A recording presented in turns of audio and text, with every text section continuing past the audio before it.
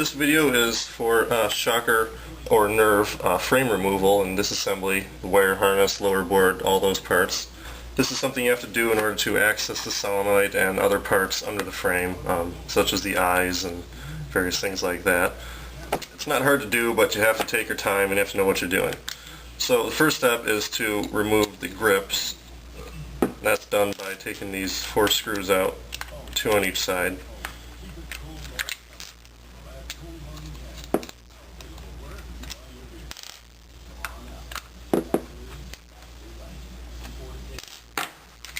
Grips come off. The battery can also be removed at this point. Set that aside. Now, the frame is held on to the body by these 2 screws, front and the back. Shocker SFT frame uses a screw that takes a 1/8 inch Allen wrench, whereas a Shocker NXT uses a 5/32 inch Allen wrench, just slightly larger. Certain private label shocker frames also use a 5/32 inch Allen wrench for the back, and that also includes a nerve. But since this is a shocker, I'm just going to take these 2 screws out using this 1/8 inch Allen wrench.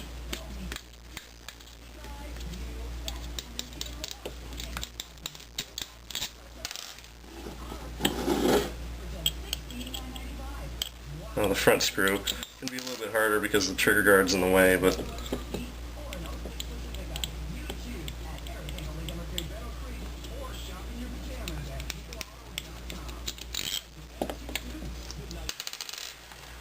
screws come out, everything's off. Now, holding the frame onto the body, disconnect the wire harness from the lower board. Simply pulled out like that. At this point you can just slide the frame off from the body, it'll come right off. This is the solenoid right here. It's still got the wire harness attached. You can just leave it on if you want, it doesn't matter. I suggest leaving it since you don't have to disassemble it. The eyes plug into the front of the board and can be removed if you want. You can also take off the solenoid for solenoid maintenance and manifold leaks, things like that. For reassembly, you want to basically just go in reverse. Take the wire harness, plug it into the upper board first. Now take the frame and align it with the solenoid so the wire harness goes through.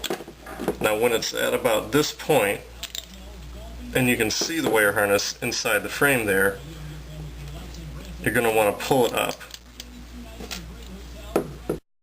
Pull it down through the frame. The reason you're doing this is because you don't want it to get trapped behind this power button actuator at the back of the frame. If that happens, then it'll damage the upper board and have to get repairs and all kinds of stuff. You don't want to bother with that. So when the wire harness is out of the way, simply push it together and it aligns right up and you're ready to go.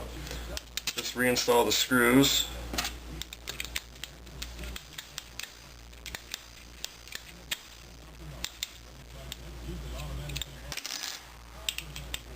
Screws are the same, so it doesn't matter which goes where.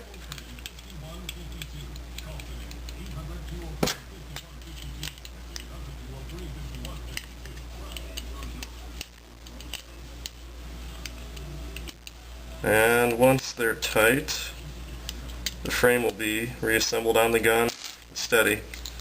You can flip it around and plug the wire harness back in. Make sure it's aligned within the board, and then just push it down into position to tighten it up. Plug the battery back in,